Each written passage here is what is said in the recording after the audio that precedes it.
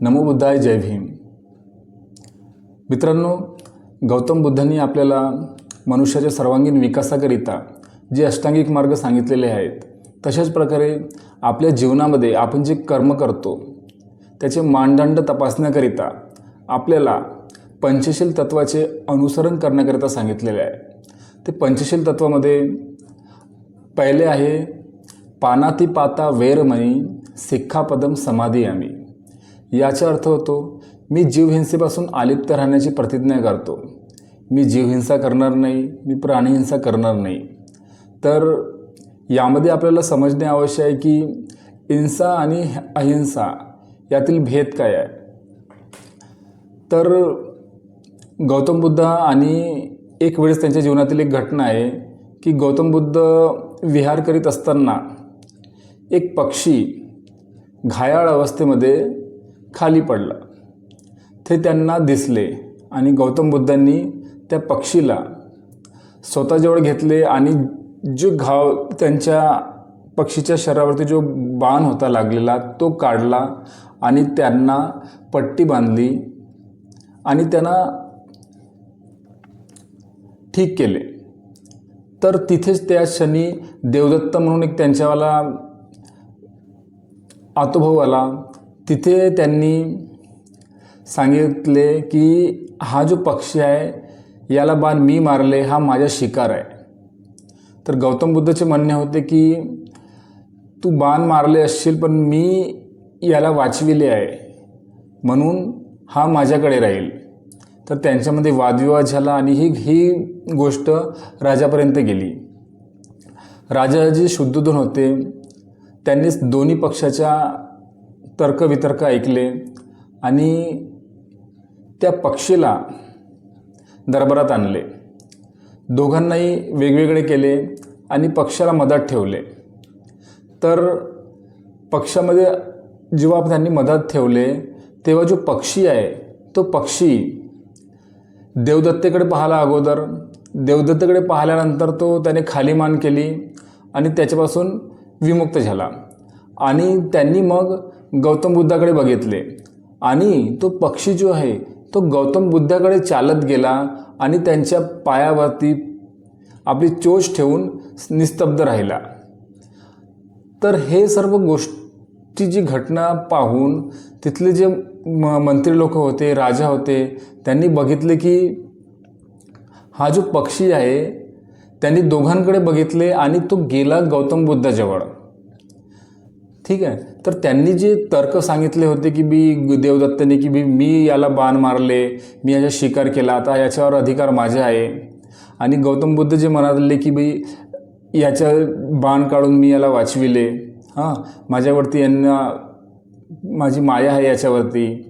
तर त्या पक्षीने सिद्ध करून टाकले की तो पक्षी जो गेला गौतम बुद्धाकडे त्याच्यानं हे सिद्ध होऊन गेले की हा पक्षीची इच्छा गौतम बुद्धाकडे राहण्याची आहे. गौतम बुद्धाची माया त्यांच्याकडे घेऊन आली आणि ते जे दृश्य त्यांना पूर्ण मंडळींना दिसले त्यावरून हे त्यांनी सिद्ध केले की मारणाऱ्यापेक्षा वाचविणारा मोठा असतो.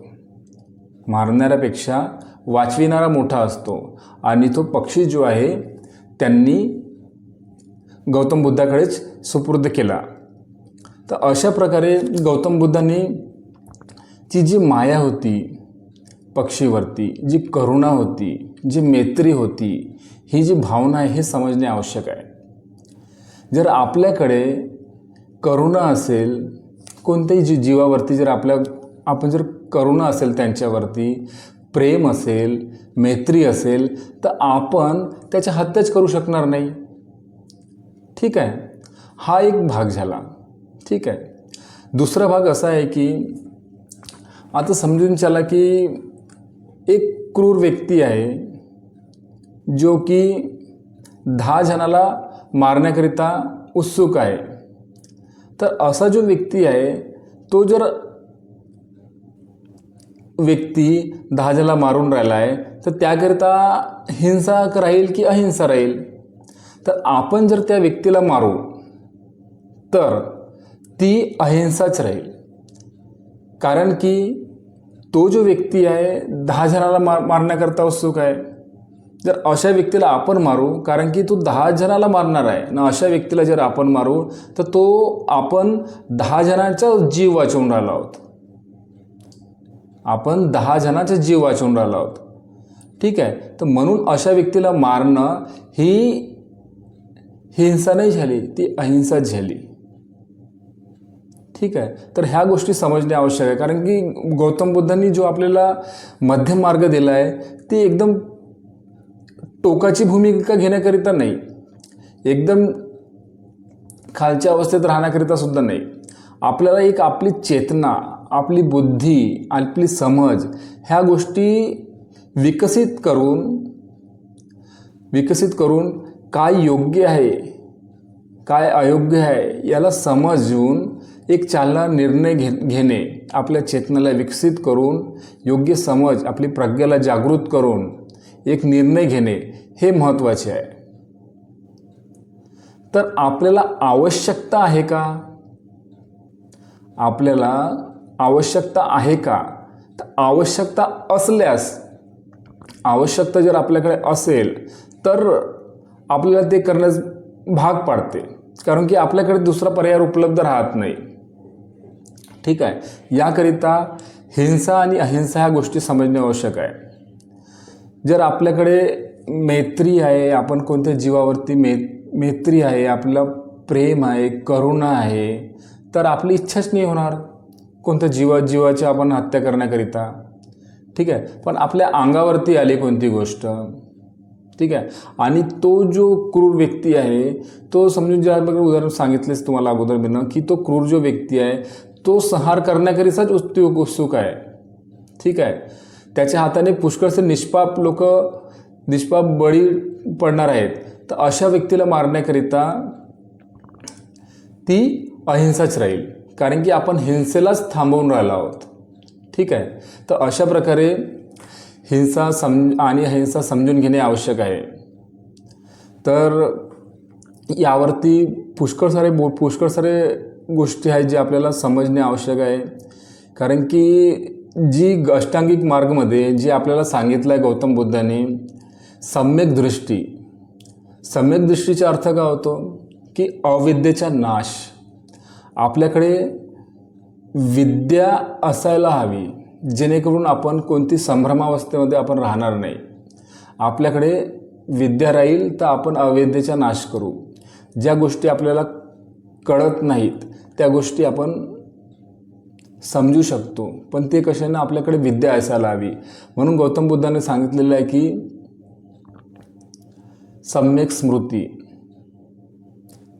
सतत जागृत असायला हवे, आणि जी आपली प्रज्ञा आहे याला सुद्धा जागृत ठेवू. कारण की जर आपण प्रज्ञाच आपल्याला जागृत नाही ठेवू शकलो तर आपले चित्त जे आहे ते योग्य राहणार नाही. म्हणून आपल्या चित्ताला, आपल्या प्रज्ञाला निरंतर जागृत ठेवायला हवे. आणि जी विद्या जे राहते, जे समाजामध्ये जे संभ्रमाची अवस्था राहते त्याला समजून घेणे आवश्यक आहे. तर पुष्कळ साऱ्या अशा घटना आहेत आपल्या जीवनामध्ये घडत असतात, पण त्याची आपल्याला कल्पनाच पूर्णरित्या नसते की आपण काय करावं काय नाही करावं. तर जे अगोदरच सांगितलेले आहे की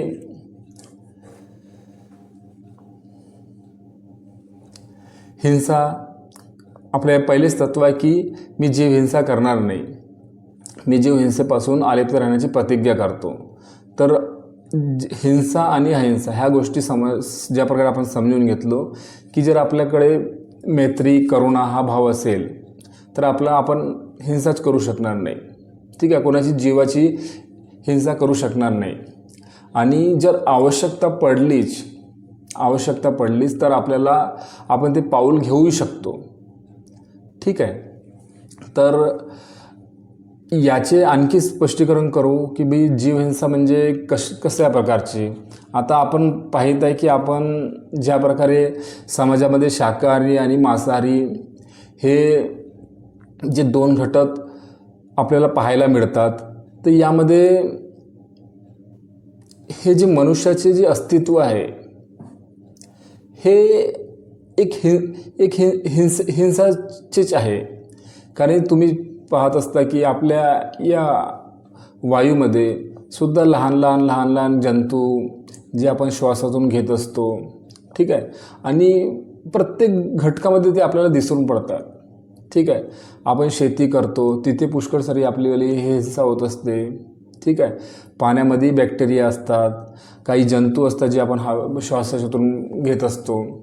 तर इथे आपल्याला एक गोष्ट समजणे आवश्यक आहे की याच्यामध्ये अनिवार्यता आणि आपली समज, आपली चॉईस, आपली पसंत, तर ह्या ज्या गोष्टी आहेत की जे आपण वायूतून श्वास घेतो आणि जे पाणी पितो, ठीक आहे, तर हे आपल्याला तर अनिवार्य आहेत. हे आपले याच्यामध्ये चॉईसचा प्रश्नच नाही आहे. ठीक आहे, हे अनिवार्य घटक आहेत. हे आपल्याला पाणी पिणे, पाणीच्याद्वारे जे आपल्यावाले जंतू आतमध्ये जातात, ठीक आहे, ते पाणी आपल्याला पिऊ, त्याच्यावर आपण जगूच राहू शकणार नाही. ठीक आहे, तर हे अनिवार्यता आहे.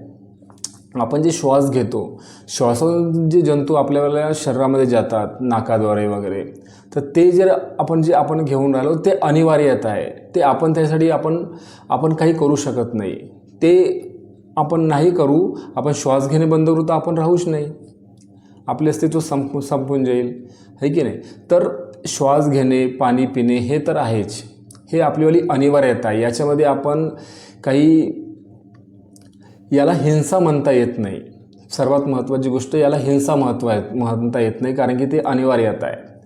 दुसरी गोष्ट, जे आपण शेती वगैरे करत असतो त्यामध्ये पुष्कळसे कीटक, हे जीव ते नष्ट होतात.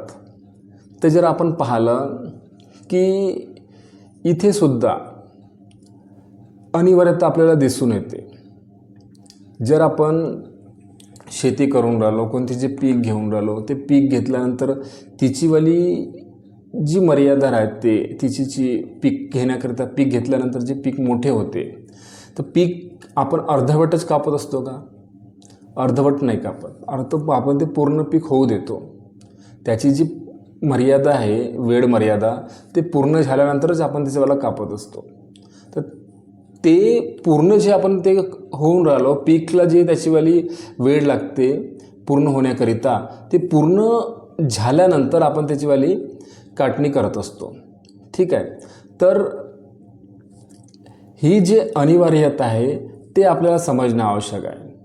आणि ज्या गोष्टी चॉईसच्या राहतात, म्हणजे आपल्याकडे पर्याय उपलब्ध असतात, आणि पर्याय उपलब्ध असतानाही आपण त्याच्यामध्ये समज नाही करू शकलो की काय योग्य आहे, काय अयोग्य आहे, काय कुशल आहे, काय अकुशल आहे.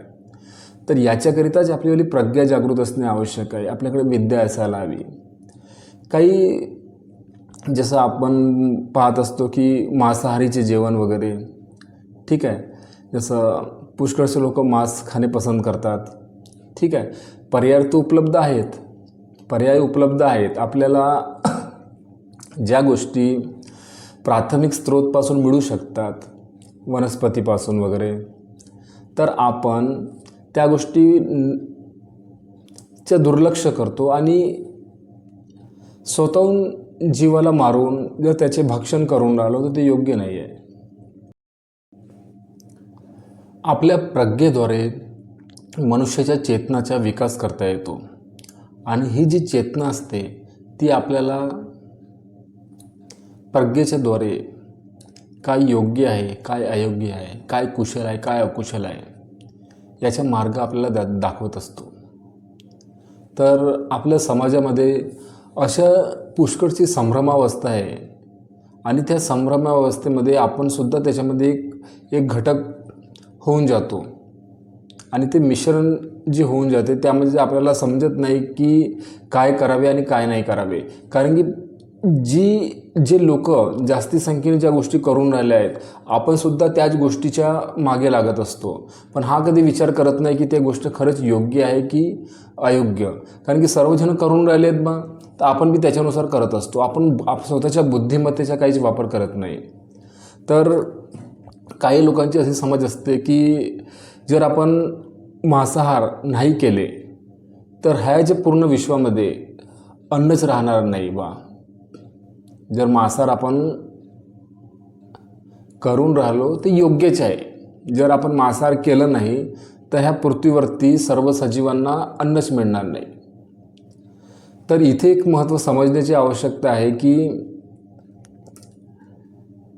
हे जे मांसाहार आहे, ठीक आहे, तर या पृथ्वीवरती जे पशु आहेत त्या पशूंच्या खाद्याकरिता जगामध्ये जी शेती केली जाते ती शेती हे पूर्ण जर आपण बघितलं तर त्याच्या 70% आहे. 60 ते 70% एवढी शेती पशुखाद्याकरिता केली जात असते आणि 30% शेती ही मनुष्याच्या अन्नाकरिता केली जात असते. तर ह्या ज्या गोष्टी आहेत ह्या गुगलवर सुद्धा उपलब्ध आहेत. तुम्ही सर्च करू शकता ॲनिमल ॲग्रिकल्चर ऑफ लँड. तर ॲनिमल ॲग्रिकल्चर ऑफ लँड यामध्ये तुम्हाला समजू येईल जेव्हा तुम्ही सर्च कराल की आपण जी मनुष्याच्या अन्नाकरिता जी शेती केली जात असते ती 30% आहे. जमीन आहे ती 30% आहे आणि जी पशुच्या खाद्याकरिता जी शेती केली जात असते, पशूंना मोठे होण्याकरिता जी शेती केली जात असते ते आहे 60 ते 70%. तर यावरून तुम्हाला समजू येईल की जर आपण जे पशुची जी हिंसा करून त्यांना आपण मारतो आणि आपण मांस त्याचे सेवन करतो ते जर आपण नाही केले तर पशुचे खाद्याकरिता जी शेतीचा वापर आपण करून राहिलो तिथे मनुष्याच्याकरिता जे अन्न तयार होईल त्याच्याद्वारे जी गरिबी आहे, जो भूकमरी आहे, काही जिथं आवश्यकता आहे अन्नाची, धान्याची, तर ती दूर होईल. त्याकरिता आपल्याला या गोष्टी कळायला हव्यात की काय योग्य आहे, काय अयोग्य आहे आणि जी आपल्यामध्ये एक अज्ञान असते त्याची जाणीव असणे आपल्याला आवश्यक आहे. कारण की जेव्हापर्यंत या गोष्टी आपल्याला कळणार नाहीत तर आपण योग्य निर्णयसुद्धा घेऊ शकत नाही. ठीक आहे. तर या गोष्टी सर्व गुगलवरती सुद्धा उपलब्ध आहेत. ठीक आहे. आपल्याला डाटासुद्धा आपण त्याच्यामध्ये पाहू शकतो. तर हे गोष्ट समजणे आवश्यक आहे. तर काही लोकांची संभ्रमावस्था असते की जे मांस खाणे आहे एक निसर्ग चक्र आहे. निसर्ग चक्राच्याद्वारे ह्या गोष्टी घडत असतात आणि ते ॲटोमॅटिकली प्रोसेस आहे. ठीक आहे. आणि हे असे निसर्ग चक्र चालू राहते. ठीक आहे. आणि याच्यामध्ये काही दुसरी अशी गलत भावना नाही आहे.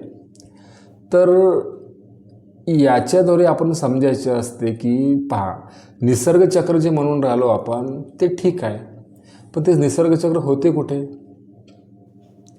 जे निसर्ग चक्र आहे जे आपण पाहत असतो ते जंगलामध्ये होते.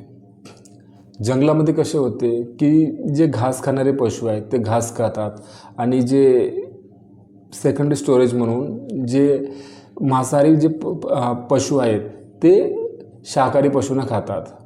ठीक आहे. जसं बेडूक आहे, ससा आहे, हिरण आहे, वाघ आहे, अशा प्रकारे. आणि हे निसर्गचक्र असे चालत असते. ठीक आहे. गवताचेही संरक्षण व्हायला हवे. याकरिता जे हिरण आहे, ठीक आहे, अशा प्रकारचे जे आहेत पक्षी त्यांचे भक्षण कोण करतो? वाघ वगैरे करतो. ठीक आहे. आणि जो पक्षी मरून जात असतो त्याचे अपघटन होऊन त्यांना फिर किडे जंतू वगैरे खात असतात आणि ते मग ते घटक मिसळत असतात. तर अशा प्रकारचे ही प्रक्रिया चालू असते. पण जर आपण मानवी समाजामध्ये जर आपण विचार केला तर तुम्ही विचार कराल की जे पोल्ट्री फार्म आहेत, जे गोट फार्म आहेत, ठीक आहे, जे डेअरी फार्म आहेत, याच्यामध्ये काय होत असते? जर पोल्ट्री फार्म जर आपण पाहिलं तर त्याच्यामध्ये काय होते? त्याच्यामध्ये आर्टिफिशियली कृत्रिमरित्या प्रजनन करून जी पक्ष्यांची संख्या वाढवली जात असते. आता आपण काही लोकांची समजूत असते की ते प्रश्न करत असतात की बी आपण जर नाही खाल्लं कोंबड्यांना, बकऱ्यांना तर त्यांची संख्या एवढी वाढून जाईल की ह्या पृथ्वीवरतीच त्यांचे तेच राहणार. असे जे गैरसमज आहेत ते समजणे आवश्यक आहे. जर पोल्ट्री फार्म नाही राहणार, तर खरंच ते ॲटोमॅटिकली संख्या वाढणार आहेत का? जे गोट फार्म आहे, जे डेअरी फार्म आहे, याच्यामध्ये जे आर्टिफिशियली कृत्रिमरित्या प्रजनन करून त्यांना वाढवले जात असते, ठीक आहे, तर तेच नाही राहणार, तर यांची संख्या ॲटोमॅटिकली वाढणार आहेत का? नाही वाढणार आहे. तर जे मनुष्य आपल्या स्वादाकरिता, आपल्या भोगण्याच्या प्रवृत्तीकरता, भोगणे, ठीक आहे, तर ही जी प्रवृत्ती आहे, या प्रवृत्तीकरता माणूस प्रोडक्शन करून राहिला आहे, ठीक आहे. तर ह्या गोष्टी समजणे आवश्यक आहे. काय म्हणजे जी समाजामध्ये काय घडून राहिलं आहे बा, आणि याची जाणीव होणे महत्त्वाची, की आपल्या प्लेटामध्ये जे जेवण येऊन राहिलं आहे ते कोणत्या पद्धतीने येऊन राहिलं आहे, ठीक आहे. काही गोष्टी जे मी अगोदरच सांगितलं आहे, अनिवार्यता, ज्या गोष्टी अनिवार्य आहेत ते आपल्या हाती नसतात, ते आपल्याबरोबर घडत असतात. पण ज्या अनिवार्य नाही आहे, ज्याच्यामध्ये आपल्याला चॉईस असते, आपला चुनाव असतो, ते चुनाव आपल्याला करणं आवश्यक आहे. जर आपण चुनाव नाही करू शकलो बरोबर, तर आपल्याला प्रज्ञा जागृत अवस्थेत नाही आहे, ठीक आहे. आपण कुशग्र अवस्थेत नाही आहोत, चित्ताच्या कुशग्र अवस्थेत नाही आहोत. तर मनुष्याच्या चेतनेला, तिच्यामध्ये क्षमता असते की त्याला आपण उंच उठवू शकतो. आपल्या चित्ताला जागृत ठेवून आपण त्याला सामोरं घेऊन जाऊ शकतो, आपला विकास करू शकतो, आपल्या बुद्धिमत्तेचा विकास करू शकतो. तर ही चेतना जागृत करणे आवश्यक आहे. कारण की जेव्हा आपल्याला चेतना जागृत होईल, तेव्हा आपल्यामध्ये करुणा येईल, तेव्हा आपल्यामध्ये मैत्रीची भावना येईल, तेव्हा आपल्यामध्ये प्रेम येईल. ते ह्या गोष्टी एकमेकाशी निगडीत आहेत. आणि ज्या प्रकारे मी सांगितलं आहे की प्रेम आणि करुणा याच्या व्यतिरिक्त तुम्ही कितीही तर्क जर आपण लावले, तर ते तर्क कधी संपणारच नाहीत. कारण की तर्कावर तर्क ह्या गोष्टी चालूच राहतात. पण जर तुम्हाला कोणत्या जीवावरती, पशुवरती प्रेम आहे, त्यांची मैत्री आहे, तर तुम्ही त्याच्यावरती आपण हिंसा करूच शकत नाही. तर हिंसा फक्त पशुवरतीच नाही, तर जे लहान बाळ असतात, जे वडीलधारे माणसं राहतात, ठीक आहे, त्यांच्यावरती जे आपण कठोर शब्द बोलत असतो, ठीक आहे, आणि जे काही आपल्याला जमत असेल त्या वाईट गोष्टी ज्या राहतात, त्यांना पालनपोषण न करणे, त्यांना समजून न घेणे, ह्या ज्या गोष्टी घडत असतात, तर ही सुद्धा एक हिंसाच झाली ना. कारण की त्यांची जर आपण मन दुखवून राहिलो आहोत, ठीक आहे. हिंसा फक्त हेच तर नाही की त्याला आपण मारून टाकले बा. तर हिंसा जर आपण त्यांच्यावर कठोर शब्द बोलून राहिलो, त्यांना जर आपण मनामध्ये त्यांना घायाळ करून राहिलो, तर तीसुद्धा एक हिंसाच आहे, ठीक आहे. तर जीव हिंसा ज्या गौतम बुद्धांनी आपल्याला सांगितल्या आहेत, आजच्या 2500 वर्षा अगोदर ज्या गोष्टी आपल्याला गौतम बुद्धांनी सांगितलेल्या आहेत, त्या गोष्टी आजसुद्धा 2500 वर्षाच्या नंतरसुद्धा त्या गोष्टी एकदम परफेक्ट मॅच होतात. त्यांनी जे मार्ग सांगितलेले आहेत ते आजसुद्धा एकदम परफेक्ट मॅच होतात, ठीक आहे. ज्या प्रकारे आपल्याला अष्टांगिक मार्गामध्ये सांगितलं आहे, सम्यक दृष्टी, अविद्येचा नाश करा. जर आपल्याकडे विद्या असेल, आपल्याकडे योग्य दृष्टी असेल पाहण्याची, तर आपल्या हातून चुका होणार नाहीत. तर आपल्याला ह्या गोष्टी समजणे आवश्यक आहे की जी संभ्रमावस्था फैललेली आहे समाजामध्ये, ती खरंच एक संभ्रमावस्थाच आहे, या काही त्याच्यामध्ये काही दुसरासुद्धा एक मार्ग आहे. काही आपल्यापासून काही गोष्टी लपण्यात आलेल्या आहेत, जे आपल्याला आतापर्यंत काही माहीत नाही त्याबद्दल. तर ती जाणीव करून घेणे, त्याचे अभ्यास करणे आणि सत्तेचे ज्ञान आत्मसात करत राहणे हे महत्त्वाचे आहे. आणखी काही याच्यामध्ये सह सांगितले जात असते की आपल्याला जे दातं दिलेले असतात, ते काही दातं असतात आपल्यावाले नखून 2च असतात, आणि काही चपटे असतात. तर पुष्कळशा लोकांचे असे म्हणणे असते की हे जे आपल्याला मिळालेले आहेत नाखून दातं, ते आपल्याला मांस खाण्याकरताच मिळालेले आहेत. शेर मांस खातो, तर आपण सुद्धा मांस खायला पाहिजे, ठीक आहे. तर याच्या अगोदरसुद्धा सांगितलं आहे तुम्हाला मी ना की चुनाव आपल्याला करायचे आहे. ठीक आहे. जर तुम्ही एका पक्षाचं उदाहरण घेऊन जर तुम्ही मनुष्याच्या चेतनाला त्याला जोडाल तर ते योग्य राहील का? एक जो पशु असतो, पशुची जी प्रज्ञा असते ती जागृत अवस्थेत राहते का? तो निरंतर जागृत राहते का? आणि जे एक मनुष्य जो असतो तो मनुष्याची प्रज्ञा कशी असते? मनुष्य आणि पशु या दोघांना आपण जोडू शकत नाही. जे कार्य पशु करतो ते कार्य मनुष्य करू शकतो का? ठीक आहे. तर ते कार्य मनुष्य करू शकत नाही. पशु विवाह करीत नसतो, मनुष्य विवाह करतो. पशु कपडे घालत नसतो, मनुष्य कपडे घालीत असतो. पुष्कळशा अशा गोष्टी आहेत की ज्या गोष्टी मनुष्य करीत नाही. मनुष्याने जे जंगलामध्ये राहणे आणि प्रकृतीबरोबर जे राहणे होते ते आपल्या बुद्धीच्या बळावर, बुद्धीच्या क्षमतेने त्या गोष्टी सोडून दिलेल्या आहेत.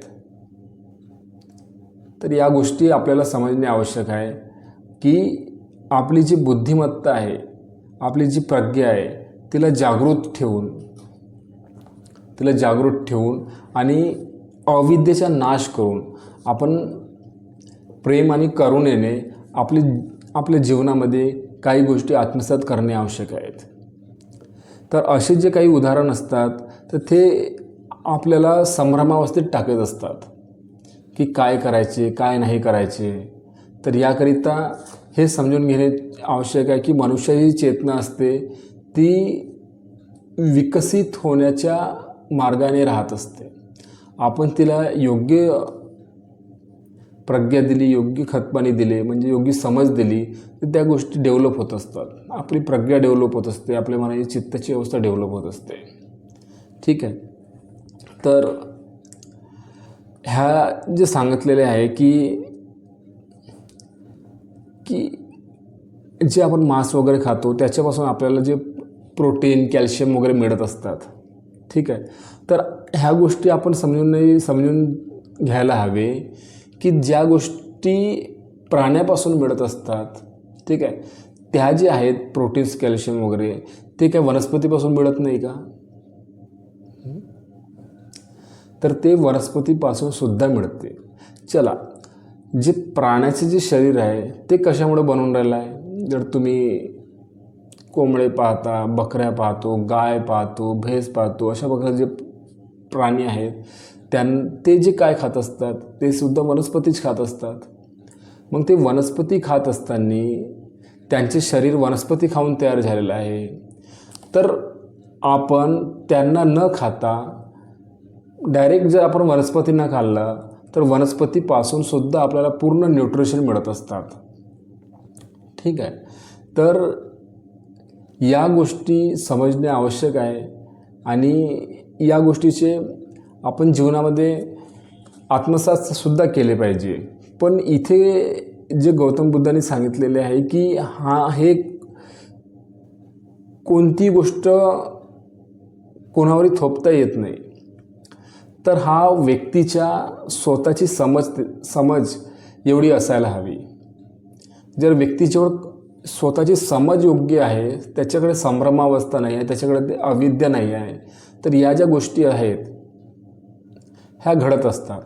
म्हणून व्यक्तींना स्वतःची समज असायला हवी, व्यक्तीची स्वतःची प्रज्ञा जागृत असायला हवी. त्याच्यावरती मनुष्याच्या प्रज्ञेच्या वरती अविद्येचे वातावरण नसायला हवे. जर मनुष्याची प्रज्ञा जागृत आहे, त्याच्यावरती अविद्येचे आवरण नाही आहे, तर मनुष्य जे काही निर्णय घेते ते योग्य राहते, सत्याला अनुरूप राहते. तर ह्या गोष्टी समजणे आवश्यक आहे. कोणती गोष्ट आवश्यक आहे किंवा नाही या सर्व गोष्टी व्यक्तीच्या प्रज्ञेवरती अवलंबून असतात. मनुष्याने स्वतः या गोष्टीची समज डेव्हलप करायला हवी. आपल्या प्रज्ञेला जागृत करायला हवे, आपल्या चित्ताला एकाग्र कुशल अवस्थेत ठेवायला हवे. जर व्यक्तीचे प्रज्ञा जागृत आहे, त्याला कडे अविद्या नाही आहे, तर त्याच्या हातून योग्य निर्णय येत असतो.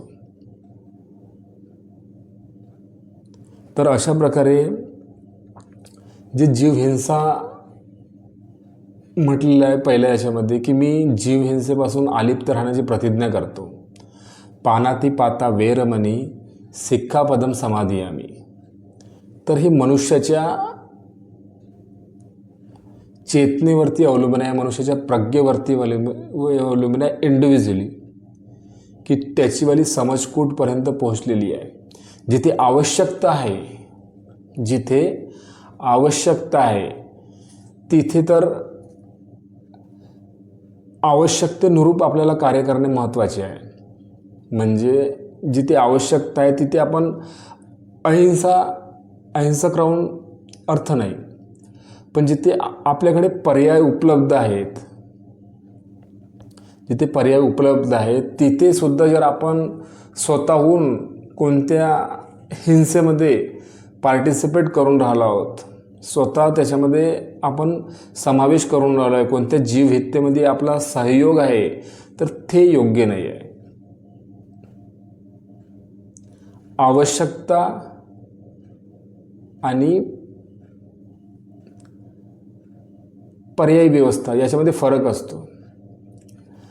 अनिवार्यता आणि आपली चॉईस याच्यामध्ये फरक असतो. अनिवार्य हा भाग वेगळा असतो, चॉईस हा भाग वेगळा असतो. आपली पसंत, योग्य अयोग्य हा भाग वेगळा आहे. आवश्यकता हा भाग वेगळा आहे, अनिवार्यता हा भाग वेगळा आहे. श्वास घेतो, पाणी पितो, ठीक आहे, तर हे आपली अनिवार्यता आहे. पूर्ण समाजासाठी जे आपण शेती करून राहिलो आहे ते आपली अनिवार्यता आहे. पण ज्या गोष्टी पर्यायी उपलब्ध आहेत आपल्यामध्ये, आपण त्या गोष्टी थांबवू शकतो. जसे जीवहिंसा आहे, कोणत्या प्राण्याला आपण मारून राहिलो आहोत, ठीक आहे, तर आपल्याकडे पर्याय उपलब्ध असतानाही आपण मारून राहिलो आहोत, त्या गोष्टी अयोग्य आहेत. आपण जर दुसऱ्याचे अनुकरण करू आणि स्वतःच्या प्रज्ञेला जागृतच नाही करू आणि संभ्रमावस्थेतच राहू, तर आपली अवस्था प्राण्यासारखीच राहते ना. आपल्या जर मनुष्याची चेतना आहे तर आपल्याला ह्या गोष्टी समजणे आवश्यक आहे की आपली जी समज आहे ती समज प्रज्ञेच्याद्वारे असायला हवी, नाही भेडचालच्याद्वारे, की म्हणजे दुनिया चालवून राहिली आपण सुद्धा त्याच्यानुसारच चाला, असं नाही. स्वतःची समज विकसित करायला हवी की काय योग्य आहे, काय अयोग्य आहे, काय कुशल आहे, काय अकुशल आहे. आणि गौतम बुद्धाने ज्या गोष्टी सांगितल्या आहेत की प्रेम, मैत्री, करुणा, जर ह्या गोष्टी जर आपण प्राण्यांवरती करून राहिलो तर आपल्याने हिंसा होणारच नाही, ठीक आहे. एक क्रूर व्यक्ती आहे, तो जर हिंसा करण्यास प्रवृत्त आहे आणि आपण त्या क्रूर व्यक्तीला मारून राहिलो आहोत, ठीक आहे, तर ते अहिंसाच राहणार आहे. बाहेरून जर कोणते सैन्य येऊन आपल्यावरती आक्रमक करणार आहेत तर तेव्हा आपल्या स्वतःच्या रक्षणाकरता, आपल्या समाजाच्या रक्षणाकरता, आपल्या कुटुंबाच्या रक्षणाकरता, आपल्या देशाच्या रक्षणाकरिता जर आपण त्यांना मारू तर ते अहिंसाच राहील, ठीक आहे. तर या गोष्टी समजणे महत्त्वाचे आहे. आणि जो एक निरपराध जीव आहे, एक मुका जीव आहे, त्याची भाषा आपण समजून नाही राहिलो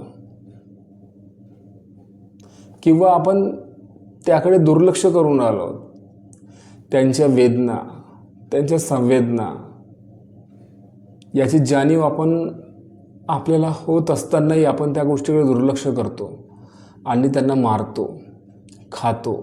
मग हे तर एका प्राण्याचेच रक्षण झाले, एका प्राण्यामध्ये आणि आपल्या एक मनुष्याच्या चेतनामध्ये काय अंतर राहिला.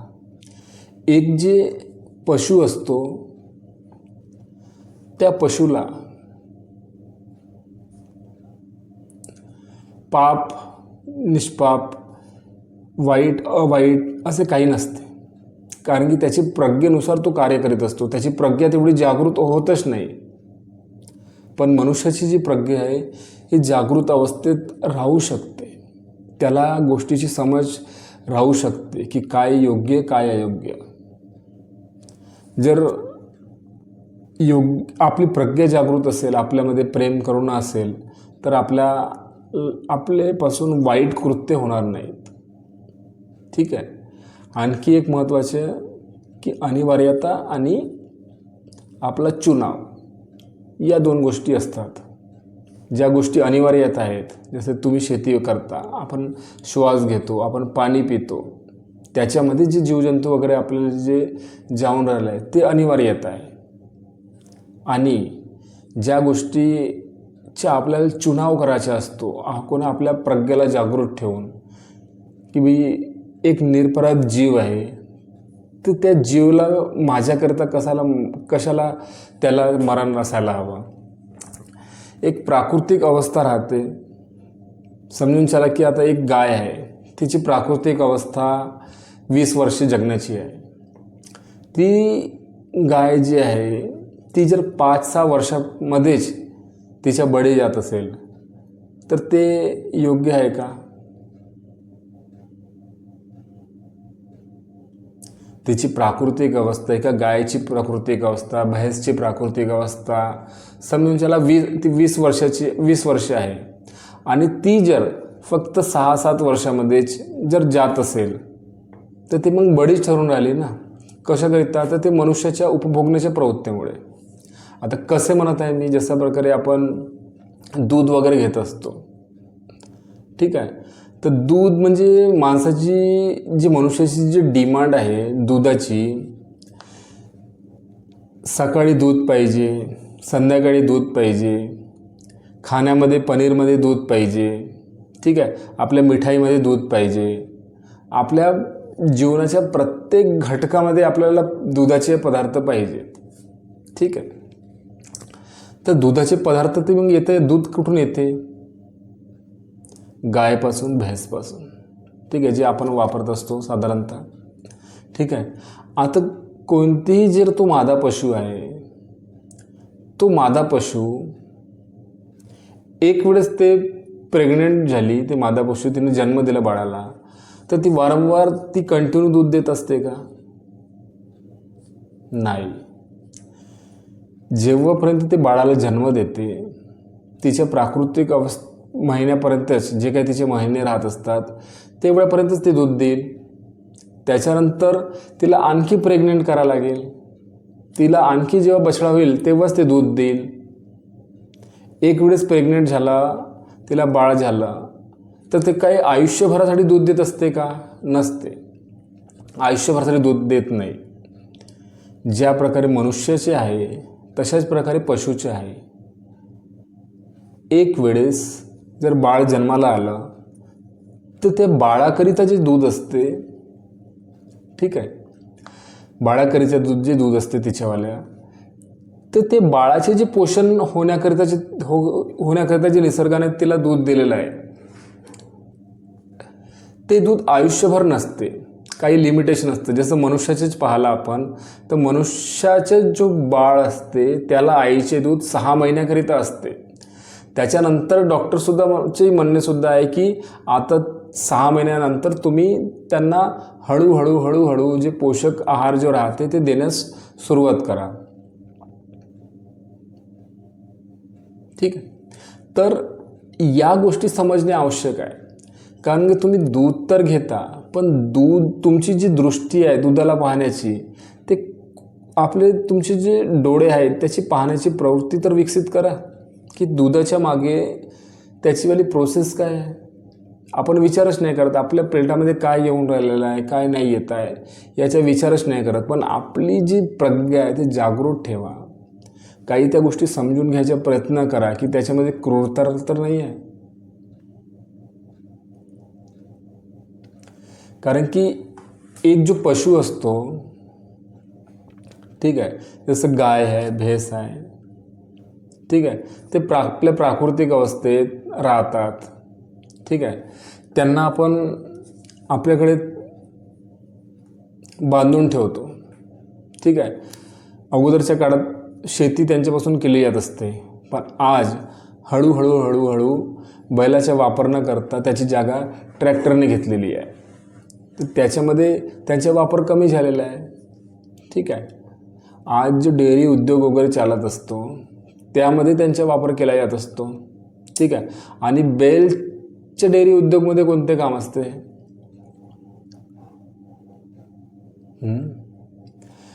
डेअरी उद्योगमध्ये बैलचे कोणते काम असते? एक जो मादा पशु असतो, तो मादा पशु त्यांना दूध उत्पादन देण्याकरिता कामात येत असतो. बैल पशुचे काय काम असते?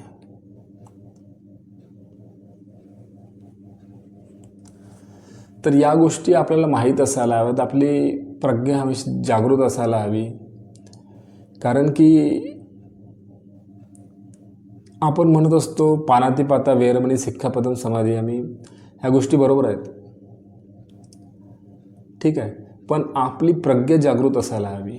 काय होऊन राहिलेलं आहे, काय नाही होत आहे ह्या समाजामध्ये, याची जाणीव असायला हवी. आणि त्याच्यानंतर आपला ज्या प्रकारे आपण म्हटलेलंच आहे की सर्व गोष्टी आपल्या स्वतःवरती आहेत. कोणी इथे तुम्हाला बंधन नाही घालून राहिल्यात कोणत्या गोष्टीचे की ते गोष्टी अनिवार्यता आहे, करण्याचे आहे, असं काही नसते. आपली स्वतःची बुद्धी क्षमतेचा वापर करून, आपल्या स्वतःच्या प्रज्ञेला जागृत करून, आपली समज योग्य तयार करून ते आपल्याला निर्णय घ्यायचे असतात, इंडिव्हिज्युअली, व्यक्तिशः. तर एक जे मादा पशु आहे ती आयुष्यभर दूध नसते देत, आणि तुमची डिमांड एवढी आहे, ठीक आहे, तुमची डिमांड एवढी आहे, तुम्हाला सकाळपासून संध्याकाळपर्यंत दूधच पाहिजे. तुमच्या आहारामध्ये तुम्हाला दुधाचे आयटम पाहिजे, तुमच्या खाण्यापिण्यामध्ये तुम्हाला दुधाचे आयटम पाहिजे. आणि या तुमच्या भोगण्याच्या प्रवृत्तीमुळे त्या जो दूध देणारा जो पशु आहे त्याच्यावरती किती क्रूरता होऊन राहिली आहे याकडे लक्ष देणे महत्त्वाचे आहे. कारण की तुमची डिमांड आहे तशी. जर तुमची डिमांड कमी झाली, तुमची मागणी कमी झाली, तर ही जी क्रूरता आहे ही सुद्धा कमी होईल. तर या गोष्टी स्वतः समजून घेणे महत्त्वाचे आहे. कारण की जर तुमच्या आतमध्ये काही सत्याची जाणीव तयार झाली तर ती जी जाणीव आहे ते तुम्ही दुसऱ्यापर्यंत पोहोचवाल. पण तुमच्यामध्ये जी जाणीव आहे ते तुम्ही स्वतः जागृत करायला हवे की काय गोष्टी ह्या खरंच आपल्याला समजून घेणे महत्त्वाचे की ह्या काय प्रोसेस काय आहे याचीवाली. आपण जाणून घ्यायला तयार नाही आहात. जे प्रिझर्वेटिव्ह राहतात त्यामध्ये ते आपण समजून घ्यायला तयार नाही आहोत एका पॅकेटमध्ये, ठीक आहे. तर या गोष्टी आपण जेव्हा समजू तेव्हा आपली प्रज्ञा आपला निर्णय देईल, आणि जो निर्णय राहील मग तो योग्य निर्णय राहील. एक जो पशु असतो, जसा एक वाघाचा बछडा आहे. वाघाच्या बछड्याला जर आपण बकरीचे दूध पाजू तर ते काय योग्य राहील का? आणि ते हजम करू शकणार का तो? तसेच एका बकरीच्या बछड्याला शेरने जे दूध दिले तर ते जमेल का? एका हत्तीच्या बछड्याला गायचे दूध दिले तर चालेल का? तसेच एका गायच्या बछड्याला हत्तीचे दूध दिले तर ते जमेल का? जेव्हा ते जमू शकणार नाही तर मनुष्यामध्येच सर्व गोष्टी कशा आहेत? तुम्ही विचार करा, ज्या आईचे आपण दूध पितो ते 6 महिन्यापर्यंत आपले जे घटक असतात शरीरातले ते जोडायला पूर्णतः असतात. त्याच्यानंतर आपल्याला आवश्यकता नसते. आपण बाहेरचे जे गोष्टी आहेत, पोषक तत्व आहेत, ते बाहेरून आपल्या आहारातून घेऊ शकतो. तर या जी गोष्टी आहेत तर या गोष्टीची समज तुम्ही स्वतः तयार करा. कारण की जर एक मादा पशु आहे, तिला जर वारंवार प्रेग्नेंट केल्या जात असेल, तर तुम्ही अवस्था समजू शकता की प्रेग्नेंटची जी अवस्था राहते, डिलिव्हरीची जी वेळ राहते, ते किती म्हणजे त्रासदायक राहते. ती पुष्कळ त्रासदायक राहते. आणि त्याच्यामध्ये जर तुम्ही आर्टिफिशियली कराल, कृत्रिमरित्या प्रजनन कराल, तर ती अवस्था एका मादा पशुला प्रजननाच्या वेळेस तिला किती यातना होत असतील. आणि ते सुद्धा फक्त मनुष्याकरिता, मनुष्याच्या दुधाच्या सेवनाकरिता, मनुष्याच्या दुधाच्या सेवनाकरिता. कारण की तिचे जे दूध आहे तो घेऊन तर मनुष्यच राहिला. तिचा जो बछडा आहे त्या बछड्याला पूर्ण दूध मिळून राहिला का?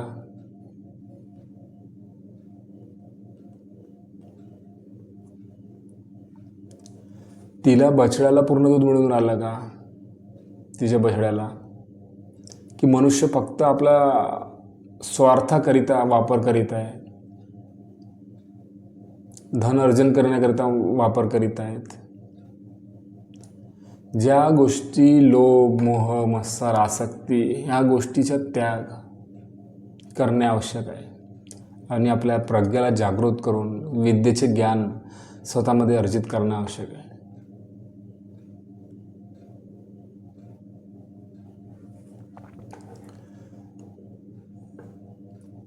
तर अशा प्रकारे जी पशुवरती जे हिंसा आहे त्याच्यामध्ये आपला सहयोग तर नाही ना.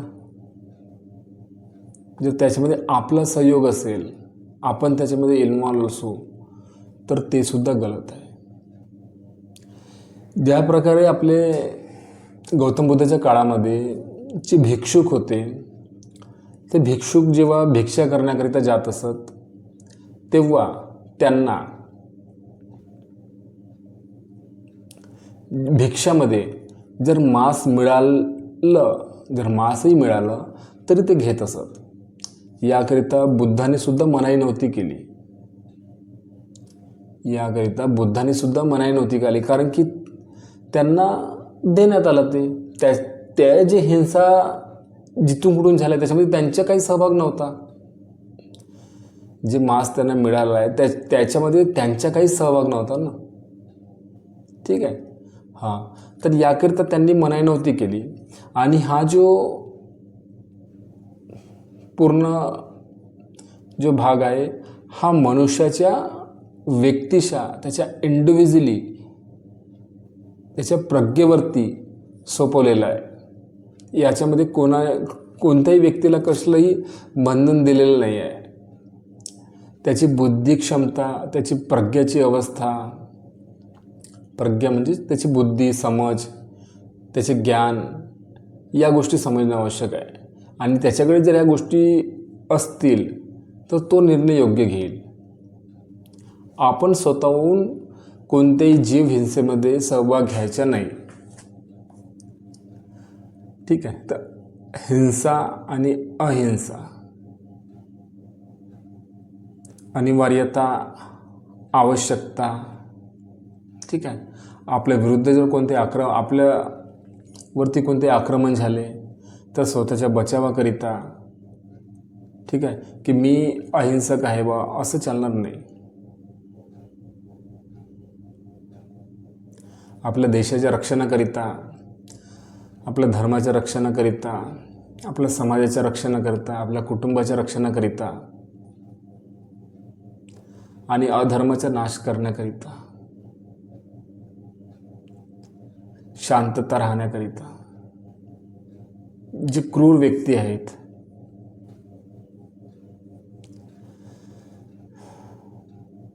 त्यांच्यावरती हिंसा ते अहिंसाच राहील. ठीक आहे.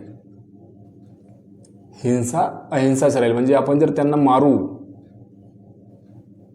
तर त्या व्यक्तींकडून जे निष्पाप लोक चे जीव जाणार आहेत त्यांना आपण वाचवूनच तर राहिलो ना. त्या व्यक्तींकडून जे निष्पाप लोकांचे जीव जाणार आहेत, कारण की ते क्रूर व्यक्ती आहेत, ते मारून त्यांची मनातली वृत्तीच आहे हिंसा फैलवण्याची. आपण हिंसा थांबवून राहिलो, त्या व्यक्तींना मारून आपण हिंसा थांबवून राहिलो, तर ते अहिंसाचे आहे. जर आपण हिंसा थांबवून राहिलो ते अहिंसा आहे. ठीक आहे. तर या गोष्टी समजणे आवश्यक आहे की हिंसा आणि अहिंसा, पशु, प्राणी, निरपराध जीव आहेत, मुके जीव आहेत. ठीक आहे. आपली करुणा त्यांच्यावरती असायला हवी, आपली प्रेम त्यांच्यावरती असायला हवे. कारण की एक विचार करा, जो एक पशु आहे त्याची प्रज्ञा जागृत अवस्थेत राहत नाही, त्याची प्रज्ञा तेवढीच राहते, तो एक लहान बाळासारखाच असतो, लहान बाळासारखाच असतो. जर आपल्याकडे बुद्धी आहे आणि आपण आपल्या बुद्धीचा वापर जो आहे तो त्यांना मारण्याकरिता, त्यांचे मांस खाण्याकरिता उपयोग करू, तर मग आपल्या बुद्धी क्षमतेचं काय आहे?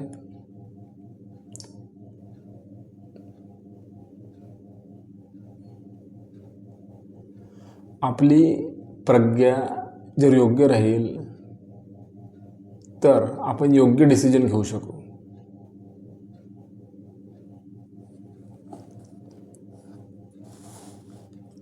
ज्या ठिकाणी पर्यायी व्यवस्था राहत नाही, ज्या ठिकाणी पर्यायी व्यवस्था नाही आहे, जर आपण जंगलात आहोत, आपल्याकडे दुसरे कोणतेही साधन नाही आहे, तर आपण काही गोष्टी ज्या करतो, आपण मांस खातो, काय जे काही आपल्याला मिळेल ते जगण्याकरिता, ते अनिवार्यता राहील, कारण की आपल्याकडे कोणतीच पर्यायी व्यवस्था नाही आहे. पण जेव्हा आपल्याकडे पर्यायी व्यवस्था आहे, आपल्याकडे जेव्हा ह्या गोष्टी आहेत, तेव्हा तुम्ही इन्व्हॉल्व व्हाल जीवहिंसेमध्ये, तर ते विरुद्धार्थी राहते.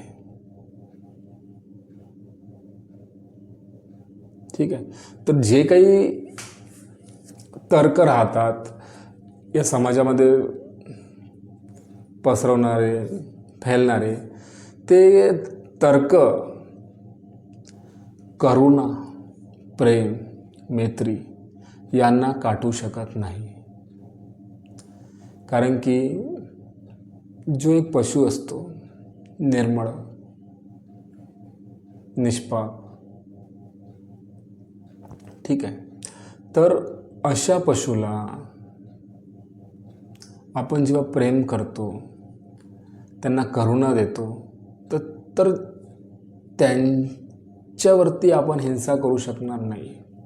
आणि मग तुम्ही किती तर्क द्या त्याच्यावरती, किती तर्क तुम्ही देत राहा, किती शरीरासाठी आवश्यक आहे, ते माझ्या शरीराच्या विकासाकरता आवश्यक आहे, ते जर आपण खाल्ले नाही तर पूर्ण समाजामध्ये फैलतील, आम्हाला शरीराची बॉडी बनवायची आहे, अशा प्रकारचे तुम्ही किती तर्क देत राहा.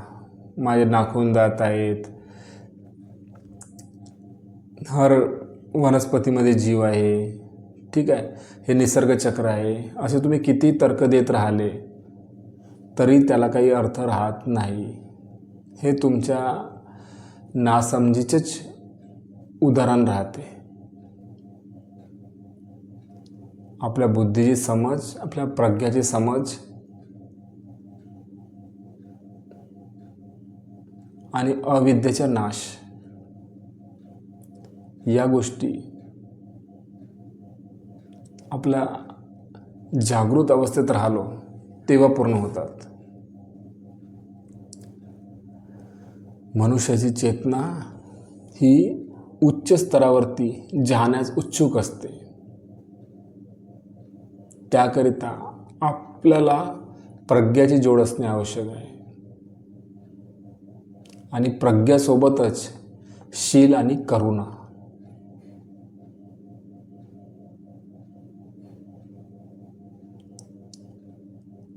जर तुमच्याकडे कोणते पाळीव पशु आहेत, त्या पाळीव पशुला तुम्ही एक आपुलकीने त्याला सांभाळ करत असता, त्यांच्याकरता जसं घरातील सदस्यासारखं तुम्ही त्याचे वापर करीत असता, ठीक आहे, तर तुम्ही त्याच्यावरती हिंसा कराल का? नाही. ठीक आहे. तर यांच्यावरती करुणा देणे हे मनुष्याचे कार्य आहे.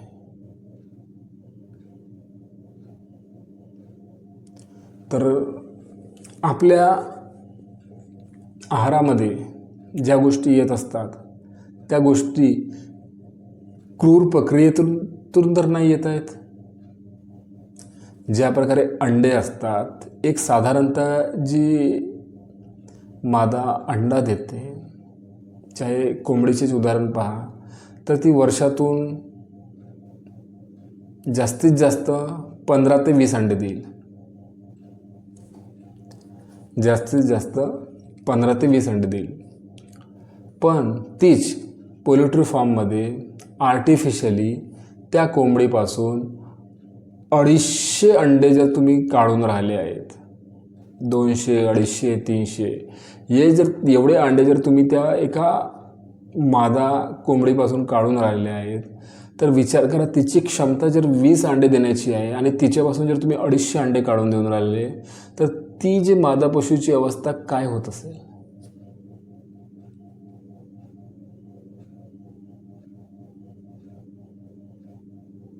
तशाच प्रकारे तुमच्या दुधाच्या सेवनाकरिता जर त्या मादा पशूला वारंवार प्रेग्नंट केल्या जात असेल, वारंवार तिचे दूध काढले जात असेल, वारंवार प्रेग्नंट केल्या जात असेल, तर त्या मादा पशूची काय अवस्था होत असेल.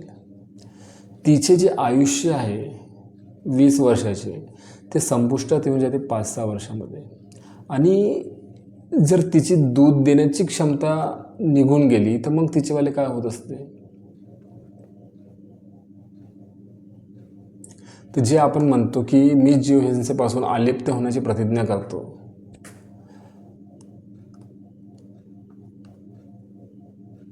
मी प्राणीहिंसा करणार नाही, तर एक गोष्टी स्वतःहून आपण करतो. काही गोष्टी असतात ते आपण आपल्या न कळतपणाने आपल्याबरोबर घडत असतात. तर याकरिताही आपण जागृत असणे आवश्यक आहे. आपली अवस्था जर जागृत राहील, आपल्यामध्ये जर अज्ञानाचे आवरण नसेल, तर आपल्याने वाईट गोष्टी होणार नाहीत. आणि जर आपल्यामध्ये जर संभ्रमाची अवस्था असेल, आपल्यामध्ये प्रज्ञाची अवस्था जागृत नसेल, आपल्यामध्ये अविद्येची अवस्था आपल्या मनामध्ये असेल, तर आपण वाईट गोष्टीकडे प्रवृत्ती होत असतो.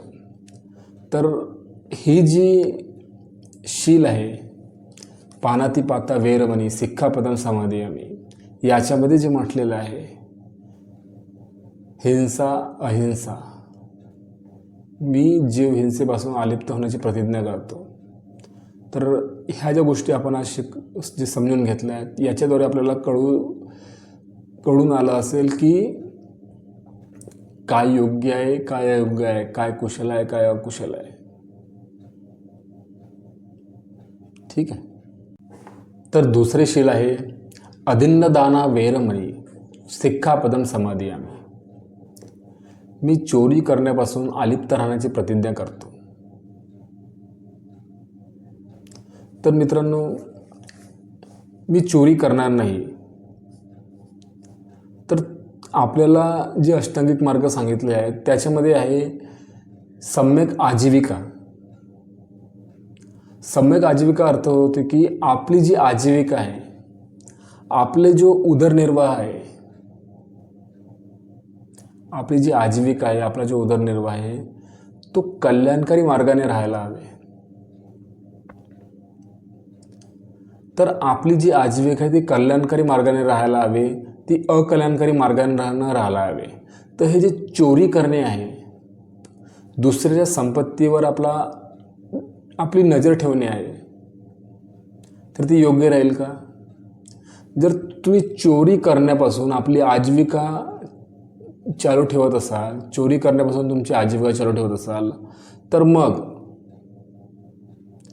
चोरी करणे हे अयोग्य आहे. ही सम्यक आजीविकेच्या विरुद्ध आहे. आपले जे अष्टांगिक मार्ग दिले आहेत त्यामध्ये जे सांगितलं की सम्यक आजीविका असायला हवी. तर सम्यक आजीविका, चोरी करतो जर आपण, याच्यापासून जर आपला उदरनिर्वाह चालत असेल तर ते स्वतःकरिता, स्वतःच्या कुटुंबाकरिता, समाजाकरिता आणि या देशाकरिता ही योग्य नाही. कारण की ज्या गोष्टी ह्या समाजामध्ये आपण वावरतो, या समाजामध्ये प्रत्येकाकडे आपली धनसंपदा असते, आपले सर्व काही जे जमापुंजी असते. त्याच्या व्यतिरिक्त जर मनुष्य जर आपले जे कर्म आहेत ते सत्कर्म जर करत नसेल, एका कल्याणकारी मार्गाने आपली जर उपजीविका तयार करू शकत नसेल, आपल्या प्रज्ञेच्या वापर करून जर आपली उपजीविका तयार करत नसेल तर ती योग्य नाही. चोरी करून जर तुम्ही आपला परिवार चालवत असाल तर त्याच्यातून तुम्हाला सुद्धा सुख मिळणार नाही, त्याच्यामधून तुम्ही सुद्धा दुःखी राहाल. म्हणून चोरी करणे हे वाईट कृत्य आहे. अशाच प्रकारे असा जर तुम्ही व्यवसाय कराल की जो तुमच्या दुसऱ्याच्या त्याच्यापासून मन दुखत असेल,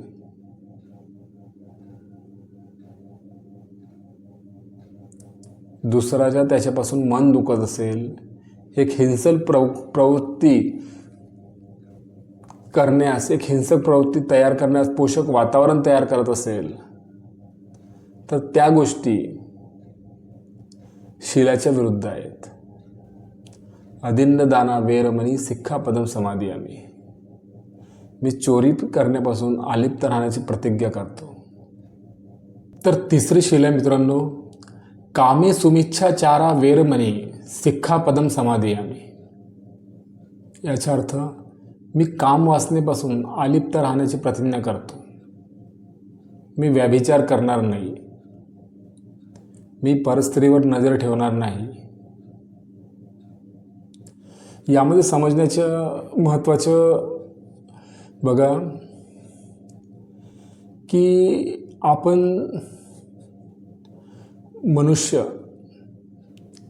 मनुष्याची जी चेतना असते, ती चेतना, ते जे मन, याला समजणे महत्त्वाचे आहे. एक पशु आणि एक मनुष्य, पशुकरिता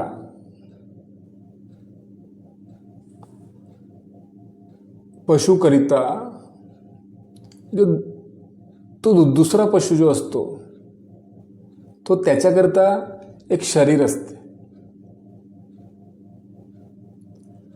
तर मनुष्याकरिता जो दुसरा मनुष्य जो असते तो फक्त शरीर नसून त्याची चेतना, त्याची जागृत अवस्था, याला महत्त्व असते. एक जागृत चेतना ती दुसऱ्या चेतनेला हमेशा सम्मान देते. ज्या प्रकारे स्त्री आणि पुरुष आहेत, हे दोघेही, या दोघांची जी चेतना असते, यांची चेतना ही एक उच्च कोटीपर्यंत समजू शकते एक दुसऱ्यांना.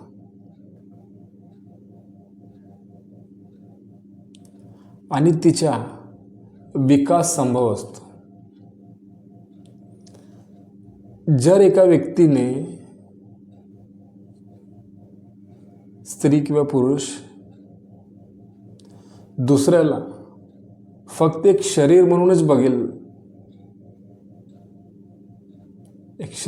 बघेल, तिच्याकडे किंवा त्याच्याकडे, तर जी कामवासना आहे ही शरीरालाच अनुरूप राहील.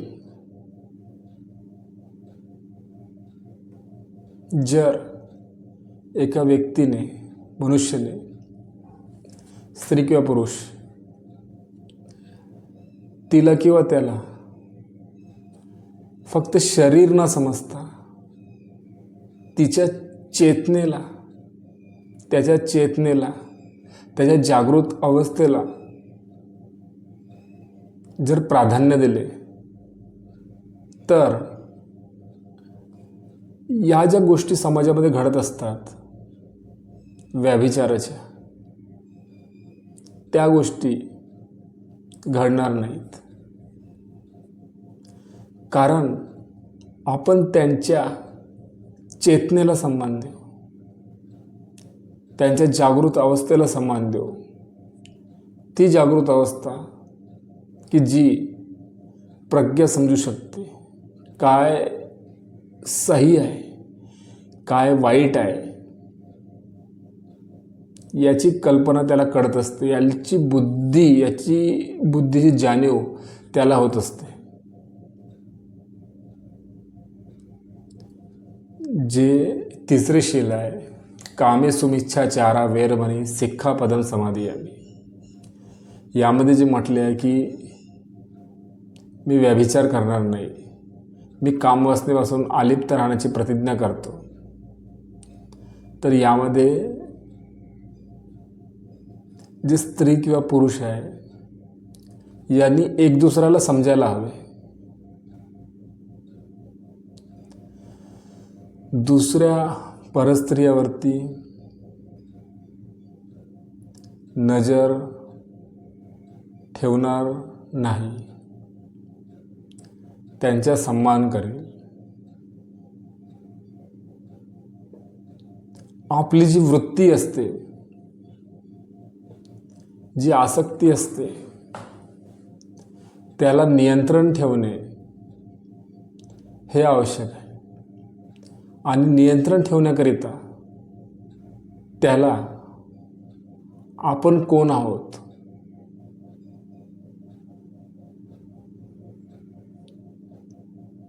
आपला स्वतःचा जो आत्मबोध राहते तो जागृत करायला हवा. आपण दुसऱ्या विपरीत लिंगला फक्त आणि फक्त जर शरीराच्या दृष्टीनेच पाहू आणि हा जो समाज आहे, ह्या समाजामध्ये जर ही शिकवण नाही मिळाली की ती किंवा तो फक्त आणि फक्त शरीर नसून ती एक चेतना आहे, जी जागृत अवस्था आहे की ज्यामुळे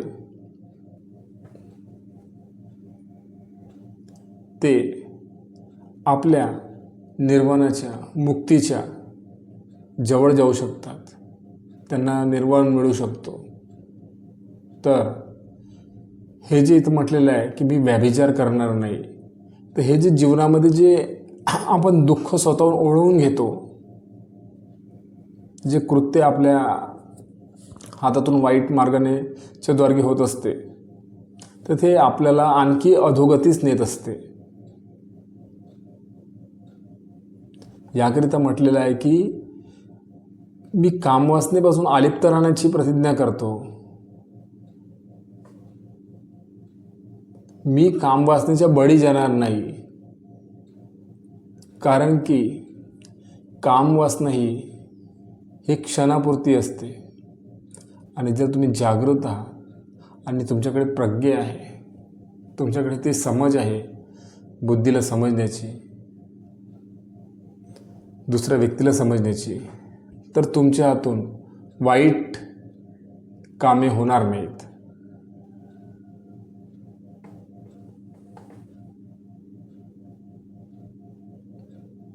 म्हणून एक दुसऱ्याचा सन्मान करणे, आपल्या शीलाला आत्मसात करणे, कारण की हे जे शील आहेत हेच आपल्याला वाईट कर्म करण्यापासून थांबवितात, वाईट कर्म करण्यापासून थांबितात. म्हणून हे जे शील आहे ते आपण आत्मसात करायला हवं. कारण की जर आपण शील आत्मसात केले तर आपल्या हातून जे काही होईल ते कुशल होईल. म्हणजे आपण मोहमायेच्या चक्रात पडून वावरणार नाही, कामवासनेच्या बंधनात अटकून राहणार नाही.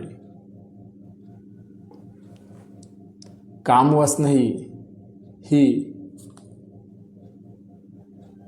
जळत असलेल्या घासासारखी असते. एक वेळेस घास जळल्यानंतर त्याचे अस्तित्व राहत नाही. तशाच प्रकारे हे जे कामवासना आहे, ही कामवासनेची जी तृप्ती जी असते ती क्षणापुरती असते आणि त्याच्यानंतर तुम्हाला कळून चुकते की याच्यात काहीच असे जागृत अवस्था नाही आहे. कामवासनेच्या बळी पडलेला माणूस हा स्वतःचे रक्षण करू शकत नाही, आपल्या परिवाराचे रक्षण करू शकत नाही, ह्या समाजाचे रक्षण करू शकत नाही आणि या देशाचे रक्षण करू शकणार नाही. कारण की तो त्याच्याच बळी पडत असतो आणि वाईट मार्गाने जात जात त्याची अवस्था फार वाईटच होऊन जात असते. म्हणून परस्त्रीवर डोळा ठेवायचे नसते. जशी आपल्या घरची स्त्री आहे, ज्या प्रकारे आपल्या स्वतःच्या बहिणी आहेत, स्वतःच्या आई आहेत, तशाच प्रकारे समाजातील प्रत्येक स्त्री यांना एका सन्मानाच्या नजरेने वर्तणूक मिळायला हवे. सन्मानाच्या नजरेने आपली क्षमता असायला हवी. आपले जे डोळे आहेत ते त्यांना एक फक्त शरीर नसून त्यांना एक चेतना समजायला हवी. आणि जे हा जो व्याभिचार करत असतात त्यांना रोखण्याकरिता जिथे जिथे ह्या गोष्टी घडत असतात त्यांच्याकरिता समजून घेणे आवश्यक आहे की आपली जी शरीरावस्था आहे यापेक्षाही मोठी आपली चेतनावस्था आहे. जर दोघांचे विचार मिळाले तर त्यांची चेतनासुद्धा मिळते. आणि जर तुम्ही स्वतःला ओळखू शकले, जसं गौतम बुद्धांनी म्हटलं आहे की आत्मदीप भव, तुम्हीच तुमच्या जीवनाचे शिल्पकार आहात. डॉक्टर बाबासाहेब आंबेडकरांनी ते सांगितलं आहे, every man is architect of his on future. तर तुम्ही स्वतःला ओळखू शकले तर तुम्ही वाईट मार्गाने जाणार नाही.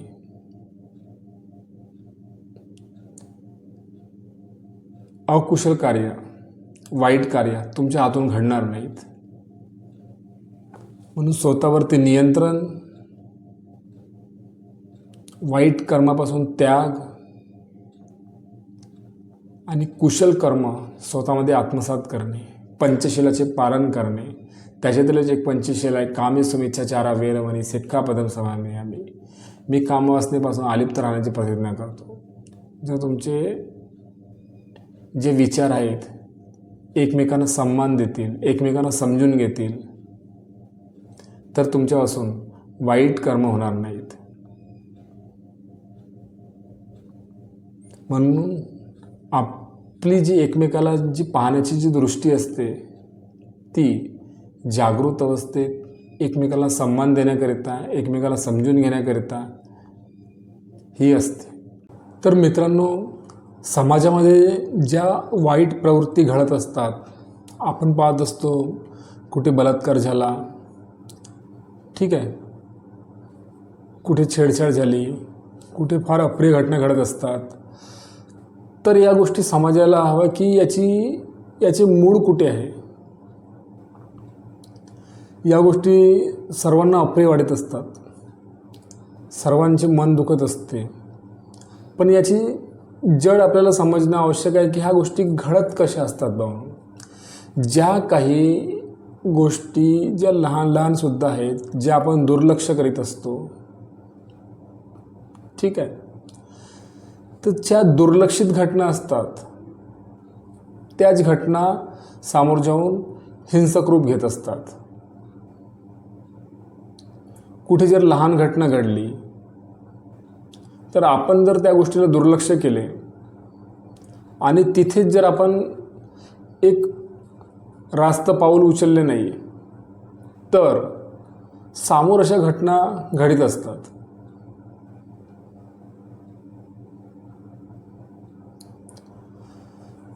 तर जी आपली कौटुंबिक व्यवस्था आहे, जे लिंगामध्ये भेद करत असते स्त्री आणि पुरुष, तर ही जी मानसिकता आहे ती मानसिकता बदलवायला हवी.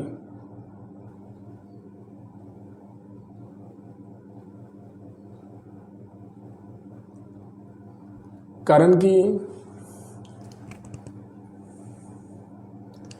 आपण पाहत असतो की ज्या बाळाला तुम्ही मोठे करता तो बाळसुद्धा तुमच्या राहत नाही. ते मोठे झाल्यानंतर आपापल्या विवाहबंधनात अडकल्यानंतर स्वतःची कौटुंबिक जीवन बघत असतात. तर आपण जो विचार करतो की आपले जे आयुष्य आहे आपल्या मुलाबाळांच्या सहाय्याने जाईल, तर ती कुठेतरी त्या गोष्टी ऐच्छिक असतात, त्या वास्तवात घडत नसतात. त्या गोष्टी वास्तविकतेमध्ये घडत नसतात. आणि ही जी मानसिकता असते स्त्री आणि पुरुषमध्ये भेद करण्याची, तर ही मानसिकता आपली ही जी सोच आहे ही बदलवायला हवी. कारण मनुष्याची जी चेतना असते ती सर्वोपरी असते. आणि तुम्ही पाहिलं असेल की जो खेळ राहते फिजिकल क्षमतेच्या, तो भलेही स्त्री आणि पुरुषमध्ये वेगवेगळ्या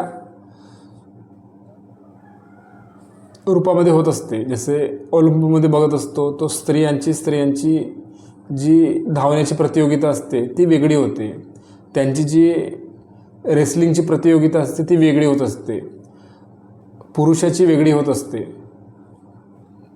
पण जिथे बौद्धिक क्षमतेचा जो विचार केला जातो तिथे त्यांची जी परीक्षा होते ती एकत्रित होत असते. जर 10वीचा झाला पेपर, 12वीचे झाले, बोर्डाची एक्झाम झाली या कोणती बी कॉम्पिटिशन एक्झाम झाली, तिथे दोघांसाठी वेगवेगळ्या प्रतियोगिता नसतात. त्या दोघांकरिता स्त्री आणि पुरुष करता एकच प्रतियोगिता होत असते, एकच पेपर होत असते. 10वीचे पेपर मुलासाठी आणि मुलींसाठी एकत्रितच होत असतात. कोणती कॉम्पिटिशनची परीक्षा त्यांच्याकरता पेपर सिलेबस एकच असतो. तो बौद्धिक क्षमतेमध्ये दोघांची पातळी एकसारखी असते. तर ही जी मानसिकता असते आपलीवाली, ह्या समजणे महत्त्वाचे आहे की याच्यामध्ये जे तुलनात्मक गोष्टी असते त्या गोष्टी आपल्याला समजणे आवश्यक आहे. आपण जे काम करतो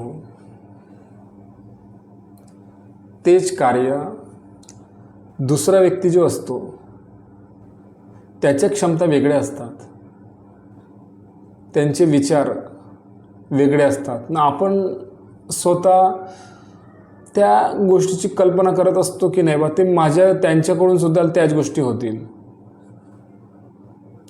तर त्या गोष्टी त्या पद्धतीने होत नसतात.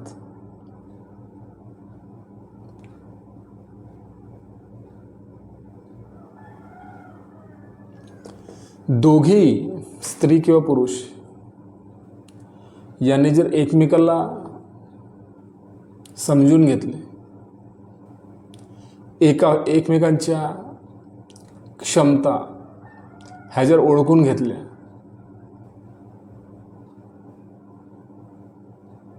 आणि एकमेकांना जर आपण सन्मानाने वागणूक देऊ शकलो, आणि ही गोष्ट परिवारातून होऊ शकते, परिवाराच्या संस्कारातून होऊ शकते. कारण की जर तुम्ही परिवारामध्ये एका कुटुंबामध्ये जे आई वडील असतात ते जर आपल्या मुलामुलींना योग्य संस्कार देऊ नाही शकले, त्यांना जाणीव करू नाही देऊ शकले की बाई जी तुम्ही हिंसा करता ती तुमच्याकरिता जेवढी होते तेवढीच ती दुसऱ्यावरती सुद्धा होते. ज्या दुःख संवेदना तुमच्यावर घडत असतात त्या दुःख संवेदना ह्या दुसऱ्या व्यक्तीवर सुद्धा घडत असतात. दुसऱ्यांच्या मर्यादा, दुसऱ्याच्या क्षमता, दुसऱ्यांची बौद्धिक पातळी, दुसऱ्याची शारीरिक पातळी याची जेव्हापर्यंत आपल्याला जाणीव होईल नाही आणि ह्या ज्या गोष्टी आहेत ह्या परिवारातून जेव्हापर्यंत सामोर जात नाही, संस्कारातून त्या गोष्टी सामोर जात नाही, आणि जिथे कुठे लहानात लहान गोष्टसुद्धा होते त्या गोष्टीला आपण तिथे टोकत नाही आणि उचित पाऊल उचलत नाही, तेव्हा समाजामध्ये बदलाव येणार नाही.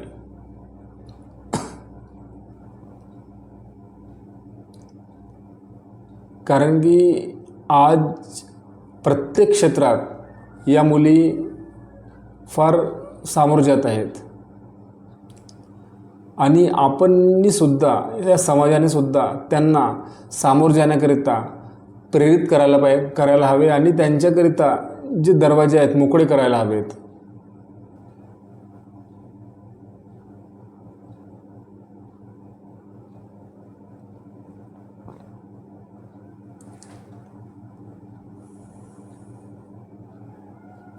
जर तुम्ही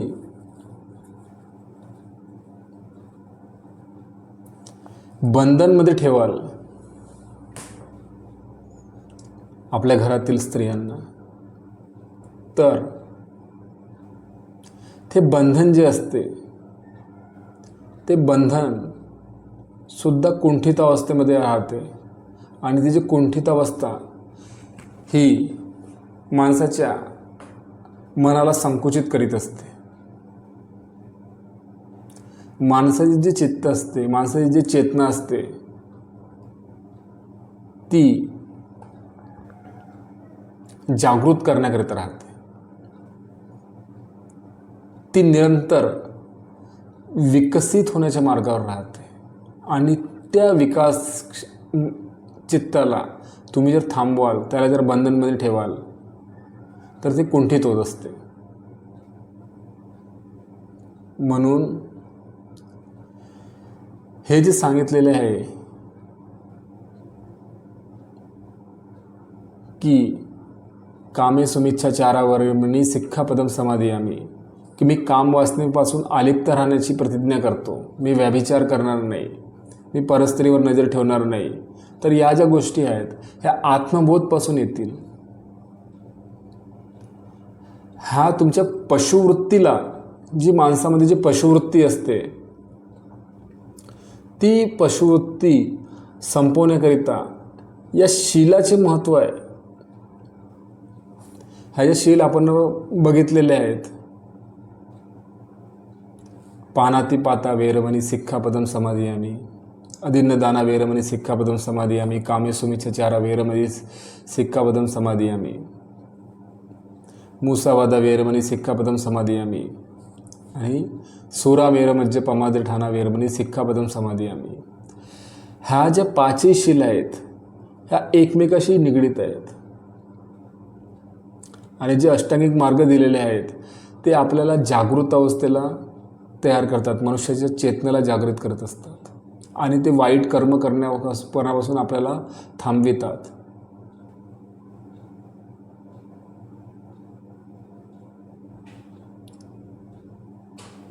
तुम्ही जो विचार करीत असता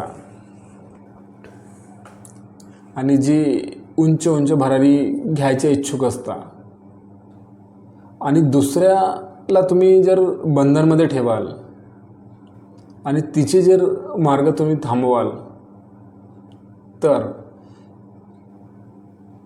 ही जी कुंठितावस्था आहे ही तुमच्याकरिता सुद्धा घातक राहील. कारण की तिची जी बौद्धिक क्षमता आहे तीच बौद्धिक क्षमता तुमचीवाली आहे आणि तुमची बौद्धिक क्षमता आहे तीच तिचीवाली आहे. तर ह्या बौद्धिक क्षमतेला, ह्या चेतनेला समजून जर तुम्ही आपले संस्कार द्याल, कोणताही भेद न करता एक चांगली शिकवून द्याल, एकमेकांचा सन्मान कसा करायचा हे लहानपणापासून शिकवाल आणि त्याच गोष्टी बाहेर समाजामध्ये वावरत असताना आपण शिराचे कसे पालनपोषण करू शकतो बा, वाईट गोष्टीचे वळण न लागता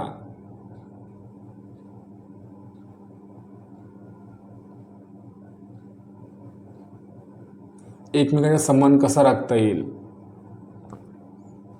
जर ह्या गोष्टी कळाल्या तर समाजामध्ये जे अप्रिय घटना घडत असतात त्या थांबतील. कुणाला बंधनमध्ये ठेवून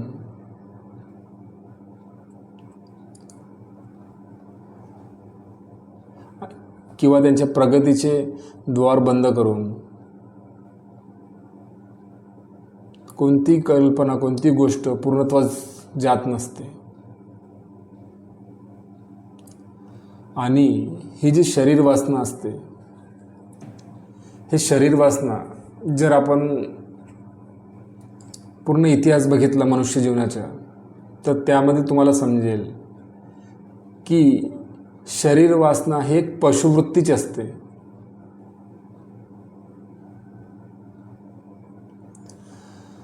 मनुष्याच्या जीवनामध्ये आपण प्रकृतीच्याही सामोर जात असतो. आपली चेतना ही प्रकृतीच्याही सामोर जात असते, ती पशुवृत्ती नसते. आपण एक दुसऱ्यांना, स्त्री किंवा पुरुष, आपण एक दुसऱ्यांना जर चेतना म्हणून ओळखू शकलो, एक शरीर म्हणून नाही, एक उपभोगण्याची वस्तू म्हणून नाही,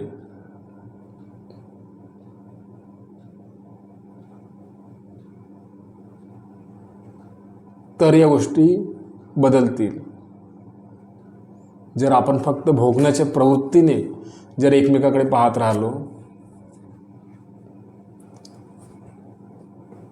तर यामध्ये बदल येणार नाही.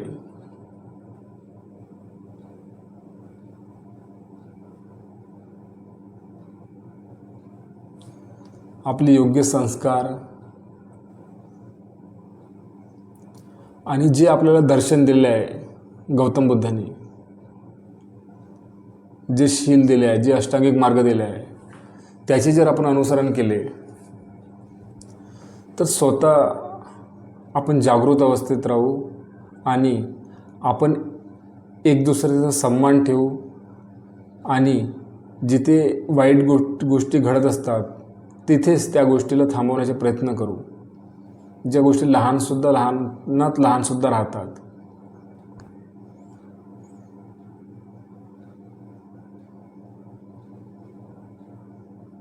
कारण की ज्या गोष्टी लहान असतात त्याच मोठे रूप धारण करीत असतात.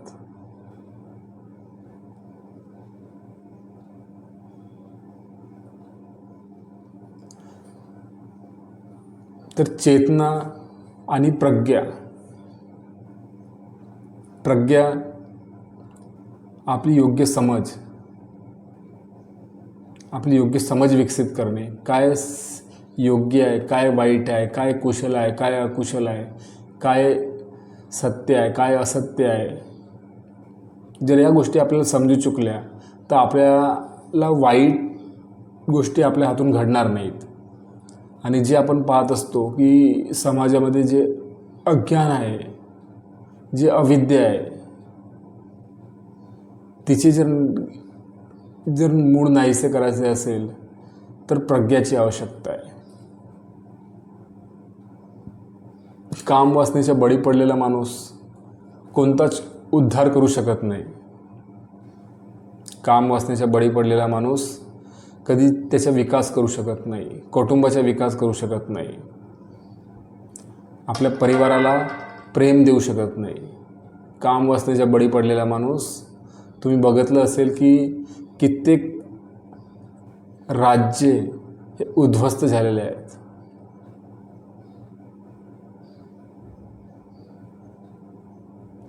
त्यागाची भावना, जर आपण एकमेकांना ओळखू शकलो, एकमेकांमध्ये जर प्रेम आहे, तर आपण आपल्यामध्ये बदला घेण्याची भावना नसते. आपण एकमेकांचा सन्मान करीत असतो. आणि सन्मान करणे हे महावीराचे लक्षण आहे. त्याग करणे हे महावीराचे लक्षण आहे.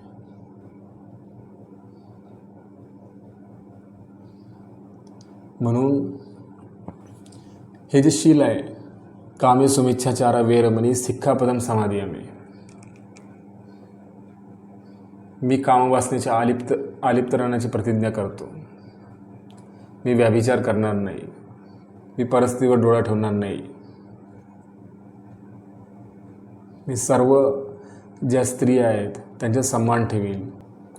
चौथे शील आहे मुसावादा वेरमणी सिक्खापदम समाधियामी. मी खोटे बोलण्यापासून अलिप्त राहण्याची प्रतिज्ञा करतो.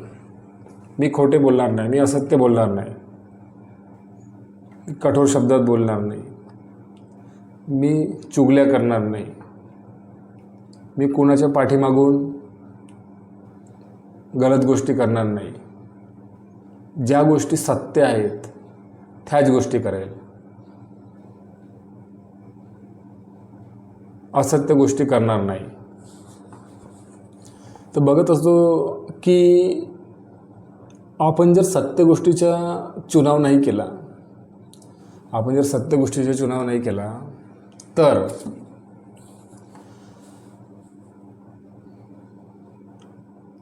एक असत्य गोष्ट लपवण्याकरिता आपल्याला आणखीन 10 असत्य गोष्टी बोलाव्या लागत असतात. आणि त्याचा परिणामसुद्धा वाईट होतो. म्हणून कोणत्याही परिस्थितीला न घाबरता आपण सत्य गोष्टी आत्मसात करायला हव्यात आणि सत्य गोष्टीचाच प्रचार करायला हवा. कारण की जो सत्य व्यक्ती असतो तो शीलवान असतो. जर सत्ता ही असत्य व्यक्तीच्या हातात गेली तर तो सत्तेचा काय वापर करेल. म्हणून सत्ता ही जो व्यक्ती सत्यशील आहे, जो शीलवान आहे, त्याच्याकडेच असायला हवी. त्याकरिता जो सत्यवान माणूस आहे, ज्याच्या अंगी सत्तेचे गुण आहेत, जो चाहतो की सत्य गोष्टीचाच प्रसार व्हायला हवा, त्याचे हे नैतिक कर्तव्य असते की सत्यशील व्यक्तीने हमेशा सत्याच्या विजयाकरता संघर्षशील राहावे. सत्तेचा विजय हा सर्वोपरी.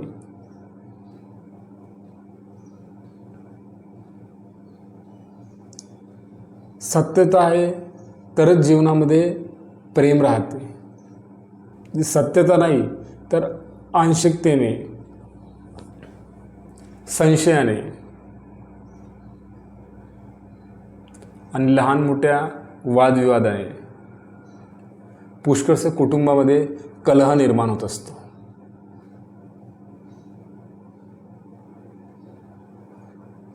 जर कुटुंबाचे वातावरण सुयोग्य ठेवायचे असेल आणि शांतता राहायची असेल तर प्रत्येकाने सत्य गोष्टीचा स्वीकार करायला हवा आणि सत्याचाच विजय करण्याकरिता मार्गशील प्रयत्नशील राहायला हवे.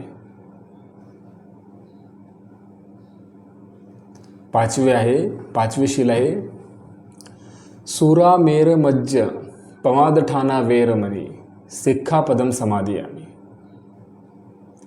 याच्यामध्ये म्हटलेलं आहे की मी मादक पदार्थाचे सेवन करण्यापासून अलिप्त राहण्याची प्रतिज्ञा करतो. मी मादक पदार्थाचे सेवन करणार नाही.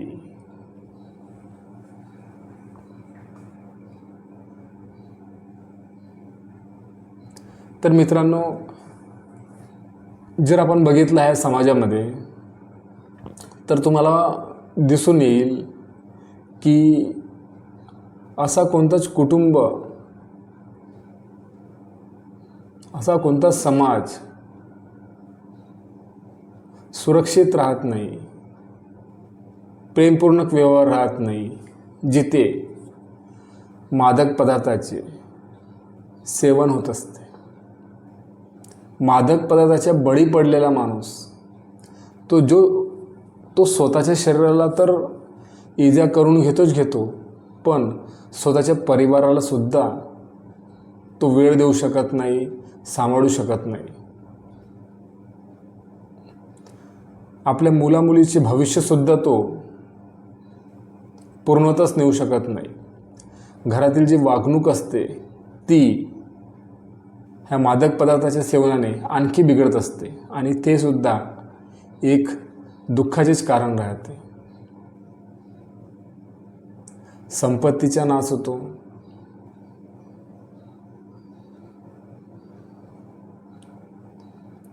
पारिवारिक कलह तयार होतात, कौटुंबिक वादविवाद तयार होतात, डायव्हर्स होतात, पुष्कळशा अप्रिय घटना घडत असतात. तर ह्या सर्व ज्या गोष्टी आहेत, ह्या गोष्टीला जर प्रतिबंध घालायचे असेल तर मादक पदार्थाचे सेवन बंद करायला हवे. जे दारू आहे, जे चरस आहे, जे गांजा आहे, ह्या ज्या मादक पदार्थाच्या गोष्टी आहेत याच्यापासून स्वतःला दूर ठेवायला हवे.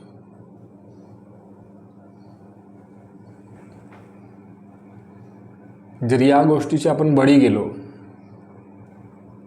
मादक पदार्थाच्या, तर त्याच्यातून बाहेर आपल्याला निघता येत नाही.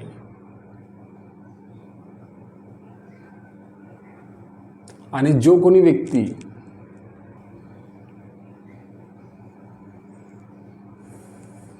आपल्या मनावर नियंत्रण ठेवून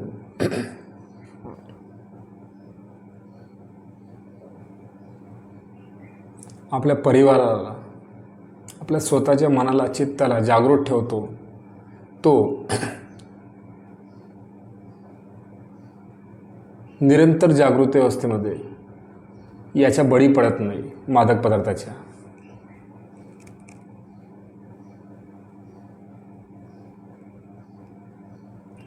जर तुम्हाला या गोष्टीची सवय झाली तर तुमच्या हातून कोणते कुशल कार्य होणार आहेत. जर तुम्ही मादक पदार्थाचे सेवन केल्या तर तुम्ही कोणते कार्य करू शकाल कुशलरित्या. जर तुम्ही नशेमध्ये आहात तर तुमच्या हाताने तुम्ही विचार करा की तुम्ही काही मोठे कार्य करू शकता का. तुमच्या हाताने कोणते मोठे कार्य होणार आहेत का. ज्या मार्गावर तुम्ही जाऊ शकले असत्या, ज्या मार्गावर, ज्या उच्च पदावरती तुम्ही जाऊ शकले असत्या, ते जर तुम्ही मादक पदार्थाच्या बळी गेल्या तर तुम्ही त्या पदावर जाऊ शकणार का. तर नाही जाऊ शकणार. म्हणून मादक पदार्थाचे सेवन हे घातक आहे. स्वतःकरिता, परिवाराकरिता, समाजाकरिता आणि देशाकरिता.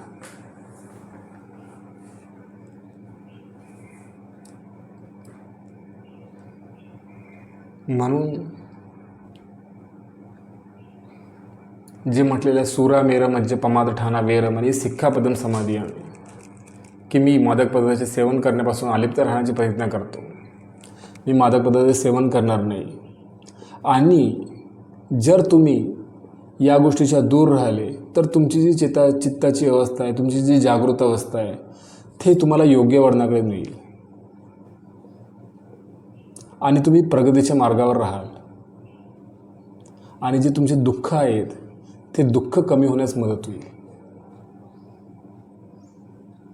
तर आपलं केंद्रस्थानी काय आहे? आत्मबोध. ज्या प्रकारे गौतम बुद्धाने आपला सत्याचे मार्ग जाणण्याकरिता कठोर तपश्चर्या केली आणि त्यांना मग ते बुद्धत्व प्राप्त झाले, त्यांना ज्ञानप्राप्ती झाली, तर ते स्वतःची अनुभूती घेतल्याने. तर अशाच प्रकारे जर आपण पाचही शीलाचे अनुसरण करू, अष्टांगिक मार्गाचे पालन करू, तर आपले दुःख नाहीसे होतात आणि आपण एक शीलवान व्यक्ती बनवून या समाजासाठी, या आपल्या कुटुंबासाठी, स्वतःसाठी, या देशासाठी एक आदर्श स्थापित करू शकतो. तर हे जे पाचही शील आहेत, पानातिपाता वेरमणी सिक्खापदम समादियामी, मी कोणत्याही जीवहिंसेच्या हिंसा करणार नाही. मी प्राणीमात्रावर हिंसा करणार नाही. मी जीवहिंसेपासून अलिप्त राहण्याची प्रतिज्ञा करतो. हिंसा, अहिंसा, प्रज्ञा, बोध, जागृती याची समज तयार करेल. अदिन्नदाना वेरमणी सिक्खापदम समादियामी, मी चोरी करण्यापासून अलिप्त राहण्याची प्रतिज्ञा करतो.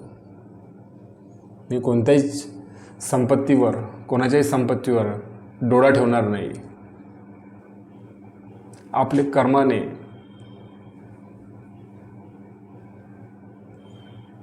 कल्याणकारी कार्य करून स्वतःची आजीविका तयार करेल. कामे सुमिच्छाचारा वेरमणी सिक्खापदम समादियामी, मी मोहवासनेच्या बळी पडणार नाही. मी कामतृष्णेच्या बळी पडणार नाही. मी कामवासनेच्या अलिप्त राहण्याची प्रतिज्ञा करतो. स्त्री पुरुष एकमेकाचा सन्मान करेल, त्यांना एका चांगल्या नजरेने बघेल.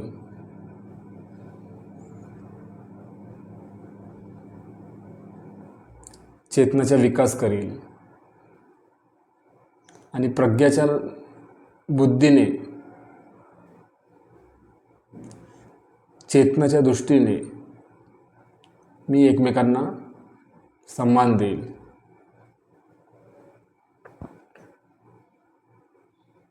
मूसावादा वेरमणी सिक्खापदम समादियामी, मी खोटे बोलणार नाही. मी खोटे बोलण्यापासून अलिप्त राहण्याची प्रतिज्ञा करतो. मी चुगली करणार नाही. मी असत्य बोलणार नाही. मी कठोर शब्दात टीका करणार नाही.